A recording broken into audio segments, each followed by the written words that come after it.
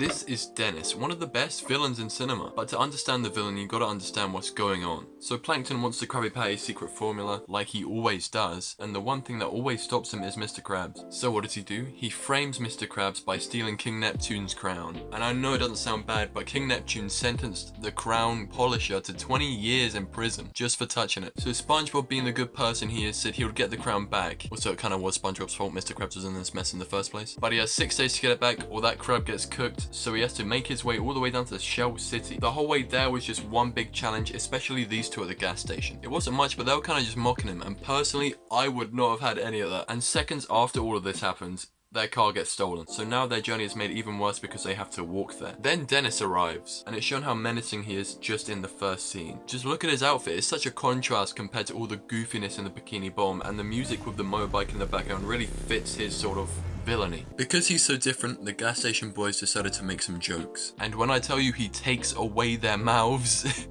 do you even understand how strong you have to be to take away someone's mouth?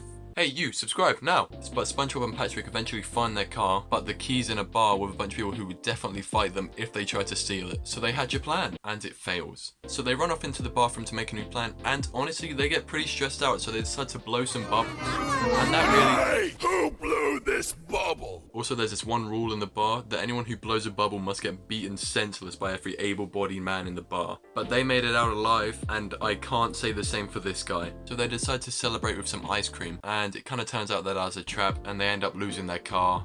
And I don't think they're getting it back this time. And Dennis is still tracking them, which leads him right to the bar, where he finds the remnants of the bubble that SpongeBob and Patrick were blowing on earlier. Hey!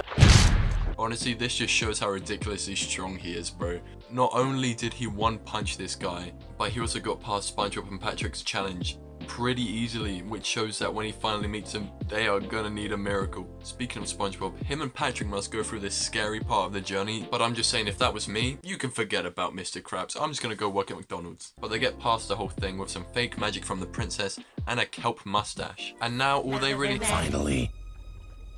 Uh-oh. In this scene, we actually see how easily it would be for Dennis to beat SpongeBob or Patrick, and we also get a very good look at his motivations, why he does what he does. I love this job! All I'm saying is, does he really need to do any of this, bro? SpongeBob and Patrick are like the nicest people in Bikini Bottom, but with a stroke of luck, SpongeBob and Patrick manage to get away, and they manage to get the crown, and on their way back, they're on David Hasselhoff for some reason, and a shoe appears. Also, this just shows how durable Dennis is. Imagine getting crushed by Godzilla and then getting up again, and the only thing that's broken is your sunglasses. But after a couple punches were thrown, mostly by Dennis, SpongeBob and Patrick have a miracle bestowed upon them, and Dennis gets hit off. It definitely didn't kill him, but he definitely failed his bounty hunter contract in this one. But he is still a great villain, and see ya!